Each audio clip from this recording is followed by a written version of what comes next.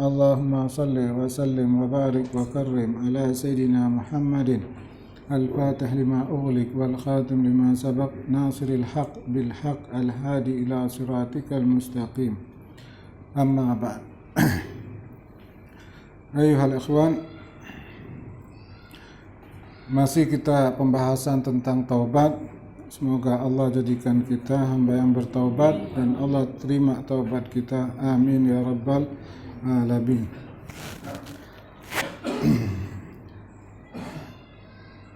Ayuhal ikhwan, di dalam hikam yang tiga ini, dua sudah saya jelaskan. Jadi ada tiga, yaitu yang pertama yang menjadi penghalang biasanya ketika seseorang ingin melangkah untuk taubat kepada Allah. Jelas? Nah, ketika ingin melangkah untuk taubat kepada Allah, biasanya syaitan yuwaswis, yaitu membisikkan kepada dia, membesarkan dosa yang dia lakukan, sehingga dia merasa dia tidak mungkin bisa menjadi orang yang baik, tidak mungkin bisa menjadi orang saleh, apalagi bisa menjadi kekasih Allah, apalagi wa auliya Allah. Jelas? Ya.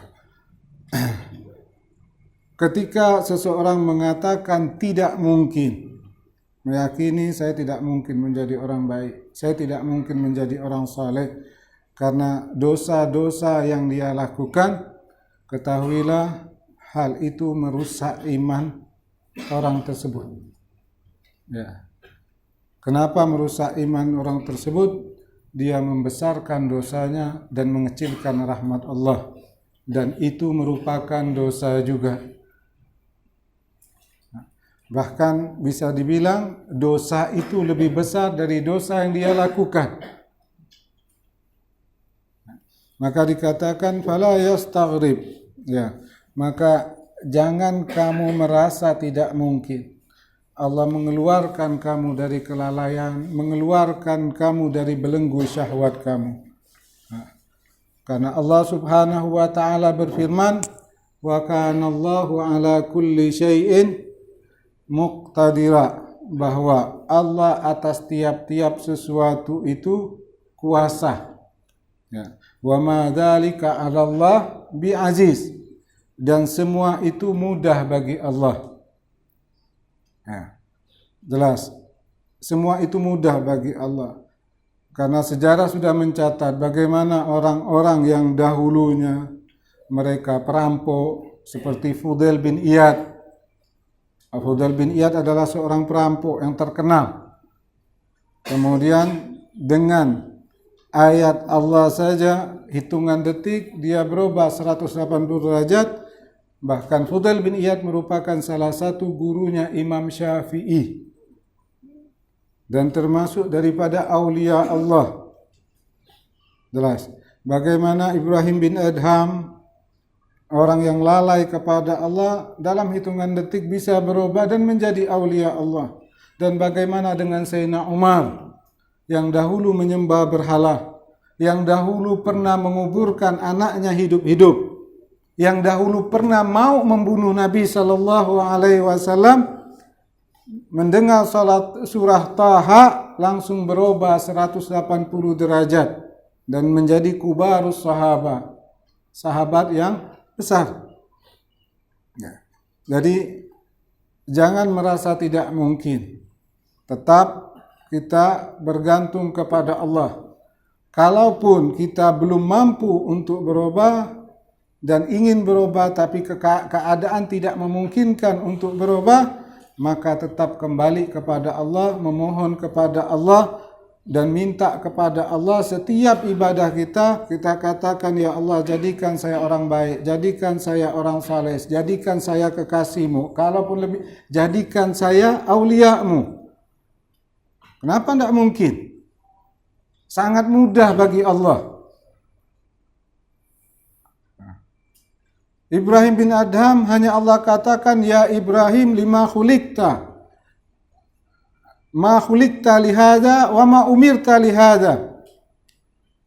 Wahai Ibrahim, bukan untuk ini engkau diciptakan, dan bukan untuk ini engkau diperintahkan. Langsung berubah, hitungan detik saja, dan menjadi kubar, masuk aulia yang besar. Mungkin, yang tidak mungkin ente jadi nabi, jadi rasul. Itu yang tidak mungkin. Kalau jadi wali mungkin. Kalau dibandingkan sejarah yang saya sebutkan, kita bukan perampok, tidak pernah merampok kan? Kita tidak pernah membunuh anak-anak kita, jelas. Kita tidak pernah menyembah berhala. Orang yang menyembah berhala, membunuh anaknya, jadi perampok, bisa jadi aulia. Apalagi kita, secara akal lebih mungkin kita, lebih mudah kita. Allah menjadikan kita aulia lebih mudah dibandingkan mereka. Jelas ayuhal akhwan. Jadi jangan sampai, hikam yang pertama, jangan sampai dosa yang engkau anggap besar itu menghalangi engkau untuk berbaik sangka kepadanya. Siapa yang mengenal Tuhannya, maka menganggap dosa itu kecil dibandingkan rahmat Allah. Jelas ya akhwan. Kemudian di hikam yang kedua, ayo baca hikam 2 dulu. Nanti kita baca yang ketiga. Baca hikam yang kedua nih.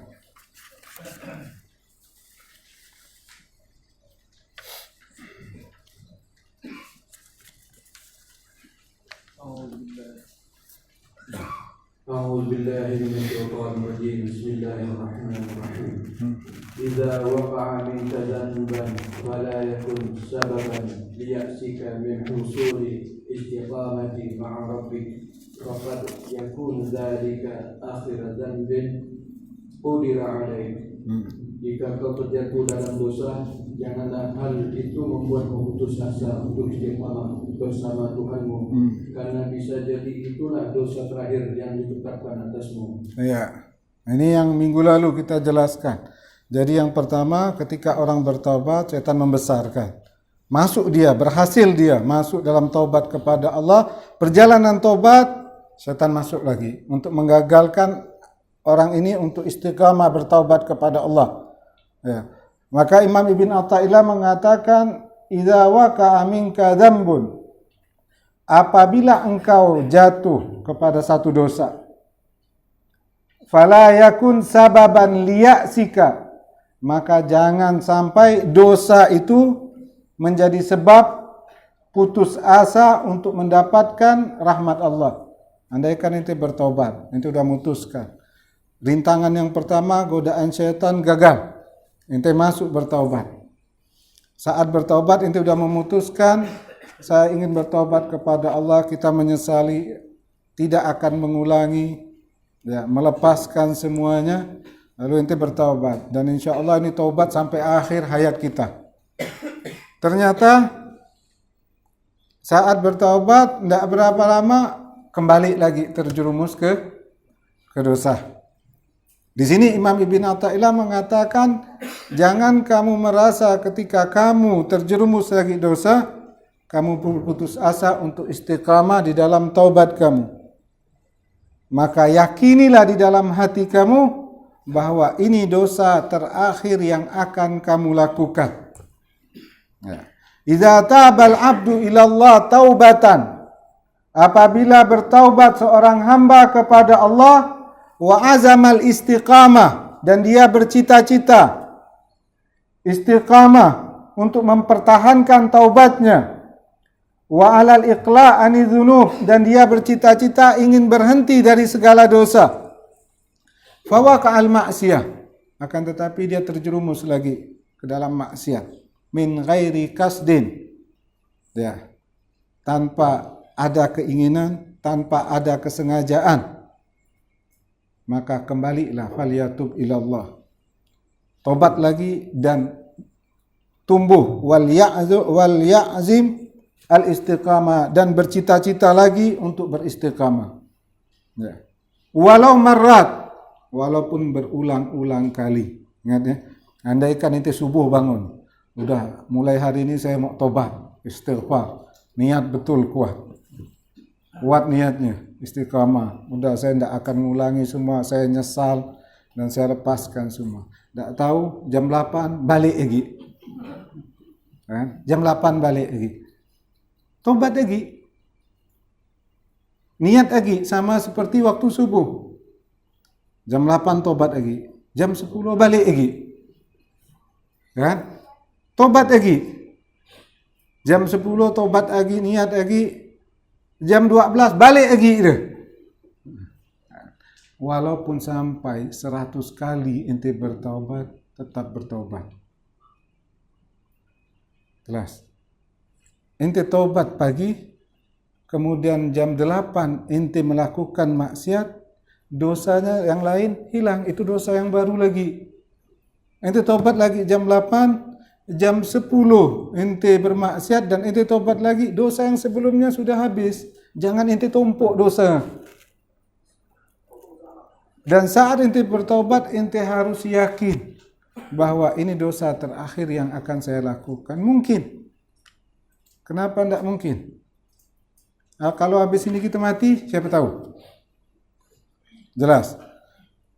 Ketika seseorang hamba, dia terjerumus ke dalam dosa setelah bertaubat, syaitan mengatakan, udahlah, tidak mungkin.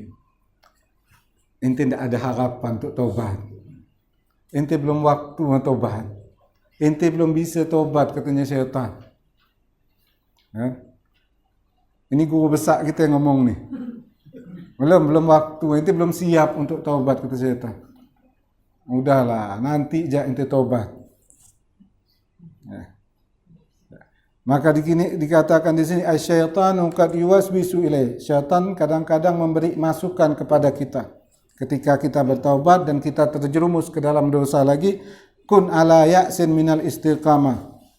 Syaitan mengatakan ente tidak akan bisa, tidak ada harapan untuk istiqamah, taubat sampai akhir hayat ente tidak ada harapan, kata syaitan.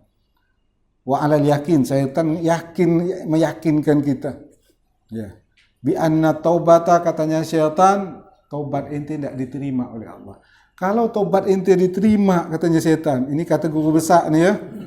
Kalau kata syaitan, kalau taubat ente betul diterima oleh Allah, pasti ente tidak maksiat lagi. Ini ente balik lagi maksiat sebab taubat ente tidak terima sama Allah. Betul tak kata syaitan nih? Betul. Ya kan? Karena murid. Ya.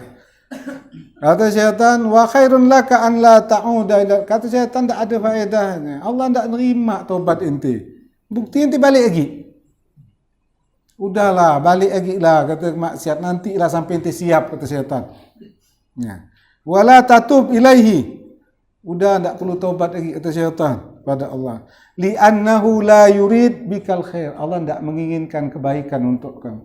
Kalau Allah menginginkan kebaikan, Allah akan mudahkan. Ini sebagai bukti Allah tidak menginginkan kebaikan untuk kita. Masuk akal tak? Masuk. Itu perkataan syaitan. Ya. Jelas? Ya.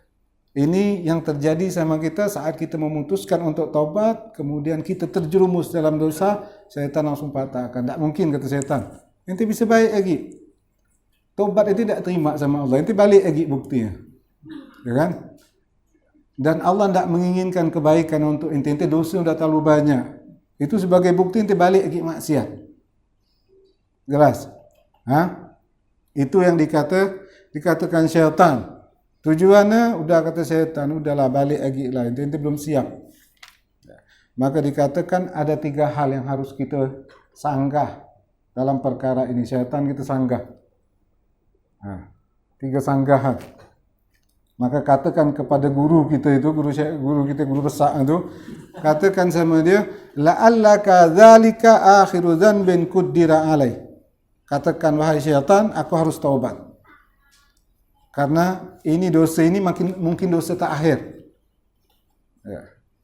Ketika ada perkataan itu, katakan ini mungkin dosa terakhir. Habis ini saya mati apa? Bagaimana pula? Bisa enggak habis ini mati selesai? Dan ente yakini setiap ente bertaubat itu ya dosa yang terakhir yang ente lakukan. Ya. Karena syaitan akan mengatakan nanti ente ngulangi dosa itu syaitan. Ente bantah ini dosa terakhir. Kalau mati habis ini. Ya. Kemudian yang kedua, katakan kepada syaitan, inna rabbi ghafurur rahim. Wahai syaitan, bahwa Tuhanku pengampun dan maha penyayang. Ya. Walaupun aku bertobat 1000 kali, berbuat dosa 1000 kali, ya, Allah tetap menerima taubatku. Jelas. Ya. Kemudian yang ketiga, yuhibbut tawwabin. Wahai syaitan, bahwa Allah cinta kepada orang-orang yang bertaubat. Bukan Allah benci. Inti dosa, bertaubat, dosa, taubat, Allah cinta sama orang yang melakukan itu. Ya. Bukan Allah benci. Maka 3 sanggahan ini cukup untuk melumpuhkan tipu daya syaitan. Ya. Jadi jangan pernah kita mengatakan udah tidak ada harapan lagi untuk kita. Nah, kalau udah inti tidak ada harapan, jangan lagi mengatakan orang tidak ada harapan. Kalau tengok orang bolak-balik tobat, sadar, tobat, balik lagi dosa, tobat, balik lagi dosa, mengatakan udah tidak ada guna, tak bisa tobat dia. Dengar, udahlah dia dengar dari guru, dia nyampaikan lagi ke orang. Jelas? Itu yang akan terjadi dalam perjalanan taubat kita. Syaitan akan mengganggu kita ketika akan bertaubat. Kemudian ketika kita masuk dalam taubat, ketika kita terjerumus lagi dalam taubat, terjerumus lagi dalam dosa, syaitan akan mengganggu kita lagi, membuat tipu dayanya. Ya. Jelas. Sekarang kita masuk hikam yang terakhir dalam bab dosa ini. Yang keempat. La saghirata idza qabalaka adlu wa la kabirata idza wajahaka fadlu. Tidak ada dosa kecil jika kau dihadapkan pada keadilannya, dan tidak ada dosa besar jika kau dihadapkan pada karunia-Nya. Ya. Jadi yang awal tentang ketika kita akan bertaubat, kemudian yang kedua ketika kita selesai taubat, kemudian yang ketiga agar kita jangan menunda taubat dan jangan mengecilkan dosa. Jangan menyepelekan, bukan mengecilkan, menyepelekan dosa. Maka di sini dikatakan oleh Imam Ibn Athaillah, la saghirata idza qabalaka adlu. Tidak ada dosa kecil jika Allah menemuimu dengan keadilan. Ya, wala kabirata illa wajahaka fadlu. Ya. Dan tidak ada dosa besar jika Allah menemuimu dengan kemurahannya. Nanti di akhirat, kelak di akhirat nanti ada ketika kita menghadap di hadapan Allah, ada orang yang Allah menemuinya dengan kemurahan Allah, dengan maafnya Allah. Ada orang nanti yang dihadapkan di hadapan Allah, Allah menemuinya dengan keadilannya. Orang yang Allah temui dengan keadilan, maka celakalah orang tersebut. Jadi begini, saya gambarkan dulu. Biar mudahnya saya gambarkan dulu. Andaikan kita melakukan di sini, kita buat mukul orang. Kita mukul orang, jelas ya? Kita mukul orang. Ini pidana kan? Nah, kita mukul orang. Kemudian kita selesaikan dengan kekeluargaan. Jelas. Kita selesaikan dengan kekeluargaan. Maka udah selesai masalah. Istilahnya tidak ada dosa lagi. Jelas. Kemudian yang satu lagi kena mukul orang lagi. Ini masuk ke kepolisian, masuk ke pengadilan. Kalau udah masuk ke pengadilan, curi ayam pun masuk penjara. Jelas. Bisa difahami enggak ini? Kalau masuk udah pengadilan, curi ayam pun masalah kecil jadi besar. Tapi kalau ente selesaikan dengan kekeluargaan, masalah besar hilang. Bisa dipahami? Dunia ini Allah membuka pintu rahmat sebesar-besarnya. Allah membuka pintu rahmat sebesar-besar. Berapa banyak pun dosa ente tobat selesai.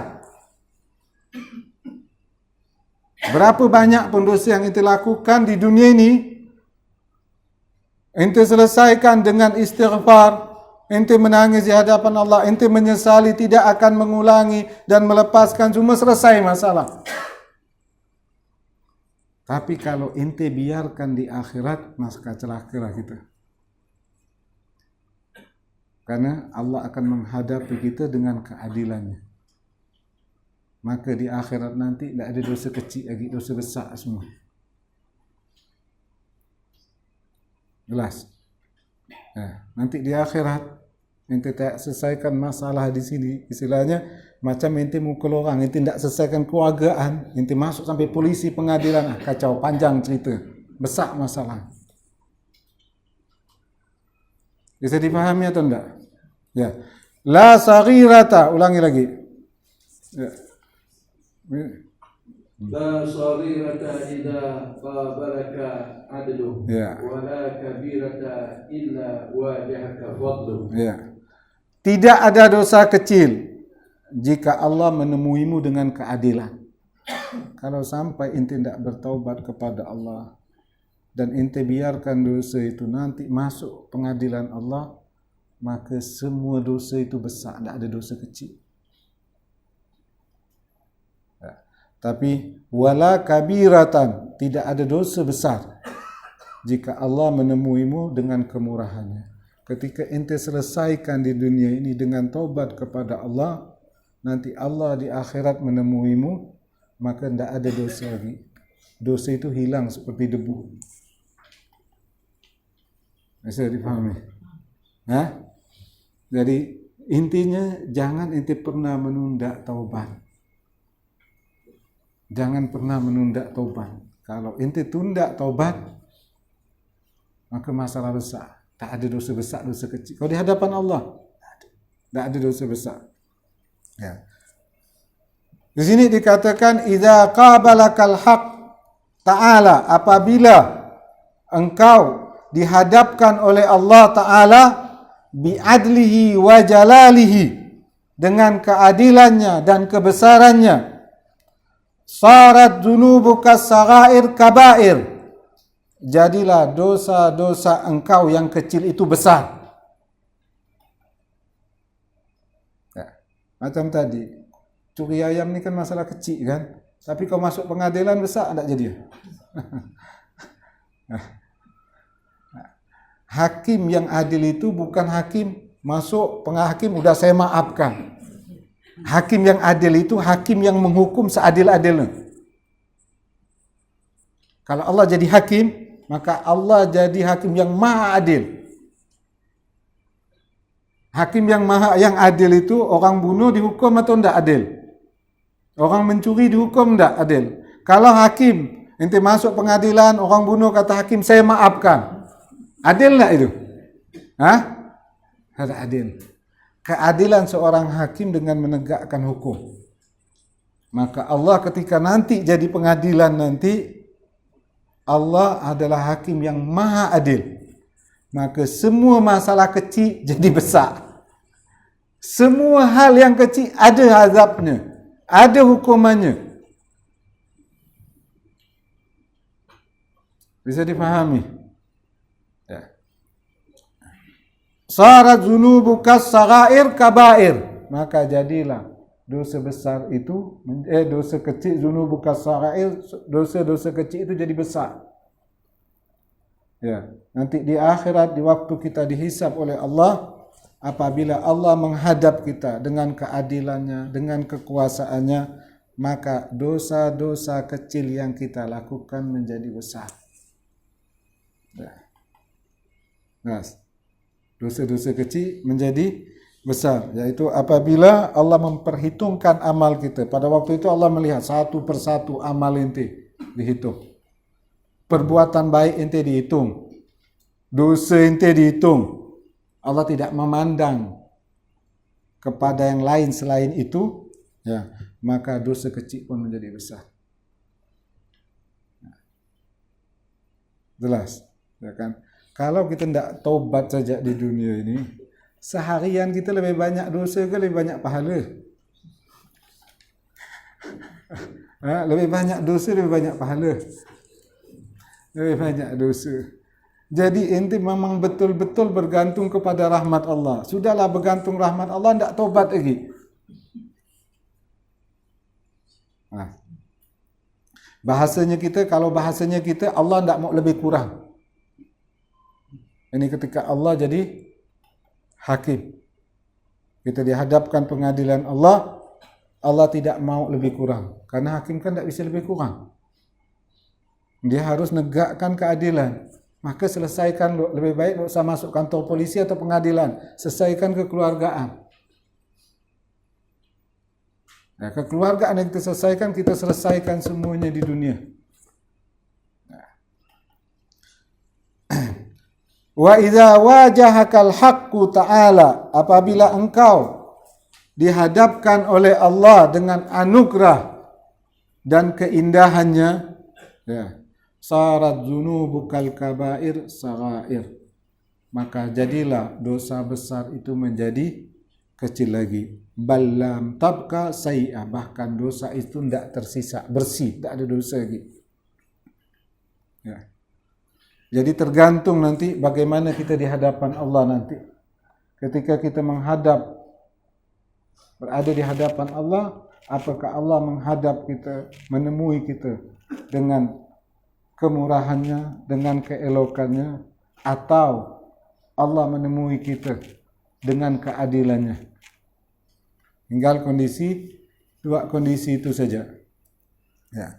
Maka dalam hadis itu kan banyak yang dikatakan orang bukan orang baik. Orang ini banyak membawa dosa, amal solehnya kurang.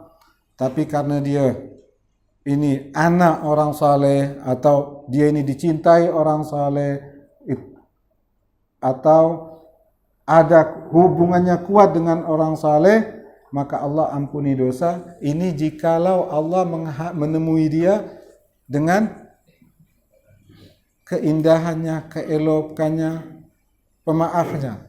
Tapi kalau Allah nanti menemui orang tersebut, ketika dia dihadapkan di hadapan Allah, dan Allah menemui dia dengan keadilannya, maka pada saat itu tidak peduli kau anak siapa, kau dekat dengan orang saleh, Allah tidak memandang itu. Yang Allah pandang berapa banyak amal ente, berapa banyak dosa ente, itu yang Allah pandang. Jelas. Kalau Allah dah masuk keadilan, masuk pengadilan Allah, dan Allah menemui kita dengan keadilannya, tidak dipandang semuanya. Contohnya, pernah dengar cerita Kir-Kira? Kir-Kira pernah tidak dengar? Kir-Kira ini sahabat Nabi, budak. Lalu Nabi merdekakan, lalu dia menjadi pembantu Nabi SAW. Jadi pembantu Nabi SAW waktu perang Khaybar, kalau tidak salah, dia ikut perang. Di peperangan itu dia dipanah, terkena panah, meninggal, gugur. Orang mengatakan, Masya Allah, beruntung Kir-Kira. Bagaimana tidak beruntung? Dia syahid. Dia menjadi pembantu Nabi SAW. Bagaimana tidak beruntung? Kata Nabi, ia min ahlin nar, dia masuk neraka. Dia masuk neraka. Heran sahabat. Dicarinya apa? Ternyata pada waktu itu ada selimut. Ini tengok selimut je ni. Selimut dari rampasan perang itu diambilnya, disembunyikan. Barang rampasan perang itu kan hak rakyat. Jelas ya? Barang rampasan perang itu hak rakyat. Nah, harus dikumpulkan sama pemimpin, lalu baru dibagi. Selimut. Gara-gara selimut dia masuk neraka. Ini yang ditampakkan keadilan Allah. Maka semuanya tidak ada, hilang. Ini hati-hati. Ini karena harta rampasan hak rakyat. Selimut hak rakyat kira-kira masuk neraka. Mendengar itu sahabat semua ada yang tali sepatunya dia ngambil, bertapuk langsung diserahkan sama Nabi. Kata Nabi, bahkan tali sepatu ini akan jadi api neraka.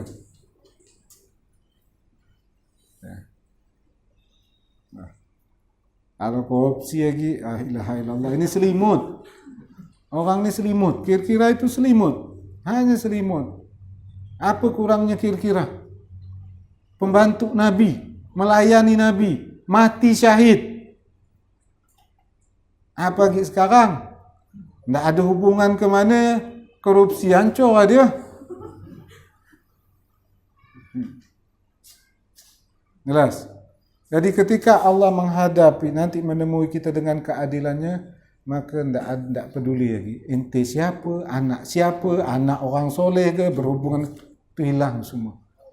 Allah akan melihat berapa banyak kenikmatan yang aku berikan, berapa banyak dosa yang kau perbuat. Jelas?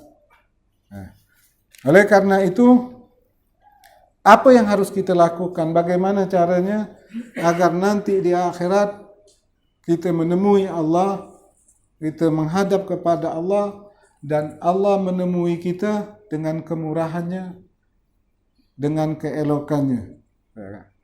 Itu ada 3 hal yang harus kita lakukan agar nanti di akhirat Allah menemui kita dengan kemurahannya, dengan keelokannya. Yang pertama, at-taubah, taubat kepada Allah. Ini yang pertama. Kalau kita membiasakan diri bertaubat kepada Allah, terus-menerus bertaubat kepada Allah, sebesar apa pun dosa kita nanti akan lebur. Jangan ente putus asa. Hatta berapa kali berulang-ulang, mau 1000 kali taubat. Karena di dunia ini bisa diselesaikan kekeluargaan, kata orang bahasanya. Selesaikan memang. Mau 1000 kali, 2000 kali, Allah tetap membuka pintu taubat kepada kita. Kita ambil contoh, yaitu orang yang membunuh 100 orang. Dia membunuh 100 orang, lalu orang mengatakan, ente pergi kampung ini, di situ ada orang saleh, di situ orang baik, ente pergi, dia bertaubat, perjalanan belum sampai, dia meninggal, rebut malaikat azab, malaikat rahmat. Akhirnya serayu hukum malaikat rahmat. Di situ gambarannya, kalau Allah menemui seseorang dengan rahmatnya, dengan maafnya, dengan keindahannya, 100 orang pun membunuh macam tak ada dosa. Jelas? Ya, itu yang pertama. Kemudian yang kedua, as-sakha, pemurah, sedekah. Ini diceritakan oleh Rasul sallallahu alaihi wasallam, zaman dahulu ada seorang ahli ibadah. 60 tahun dia menyendiri beribadah kepada Allah, dihususkan untuk 60 tahun ibadah. 60 tahun ibadah tu, sampai selesai 60 tahun ibadah dia keluar. Begitu keluar tengok perempuan. Begitu keluar 60 tahun ni Mekah. Begitu keluar tengok perempuan, akhirnya dia tertarik, mulai didekat, dirayu, akhirnya perempuan itu mau, terjadilah perzinahan. Ada yang mengatakan bahawa perzinahan itu terjadi sampai 6 malam. 6 malam. Setelah 6 malam ni dia nangis, nyesal, ya Allah, ya kan? Dia nyesal atas apa yang dilakukan. Dia punya 2 buah roti. Lalu ada orang yang meminta 2 buah roti itu diberikan sama dia dua-duanya. Mati orang ini, kemudian dihisab oleh Allah. Ibadah yang 60 tahun ditimbang dengan zina, hilang ibadah 60 tahun itu. Ibadah di 60 tahun dengan zina, hilang semua ibadah itu, tidak tersisa ibadah tersebut. Lalu zina ini ditimbang dengan 2 roti, maka leburlah zina itu. Dia masuk surga karena 2 roti itu, bukan ibadah 60 tahun. Yang artinya Allah menemuinya dengan keindahannya, dengan maafnya. Jadi yang kedua apa? As-sakha, ya, taubat, kemudian sedekah. Ya. Maka penyesalan nanti orang mati itu, kenapa saya dulu tidak bersedekah? Karena besarnya pahalanya. Ya. Kemudian yang terakhir, hubbu man ahabballah, cinta kepada orang yang cintai oleh Allah. Ya. Cinta kepada Rasulullah, cinta kepada orang saleh. Ya. Maka apabila ditimbang orang ini, walaupun banyak dosanya, banyak maksiatnya, maka ketika Allah mencintai orang tersebut, ya, karena dia cinta kepada orang ini dan Allah cinta kepada dia, ketika Allah cinta maka leburlah semua dosa. Nah, faqala Rasulullah sallallahu alaihi wasallam bersabda, kaifa tara fi rajulin ahabba qaumin. Ya, sahabat bertanya, wahai Rasulullah, bagaimana pendapat engkau? Ada seorang laki-laki, dia ini cinta kepada suatu kaum, dia cinta satu orang soleh. Walam yalhaq bihim, tapi dia tidak beramal seperti orang soleh tersebut. Lalu Rasul sallallahu alaihi wasallam mengatakan, al-mar'u ma'aman ahab. Seseorang itu akan dibangkitkan di akhirat nanti bersama orang yang dicintainya. Jadi itu 3. Jelas ya? Taubat, taubat kepada Allah, sakha, itu sedekah dermawan, kemudian cintai orang yang dicintai oleh Allah. 3 hal ini kalau kita lakukan, insya Allah nanti ketika di akhirat kita dihadapkan di hadapan Allah, Allah akan menemui kita dengan keindahannya, dengan maafnya. Jelas, ayuhal akhwan. Ya. Jadi inti dari pembahasan ini, jangan pernah menunda tobat kita di dunia ini, karena menyelesaikan di dunia ini lebih mudah. Ya.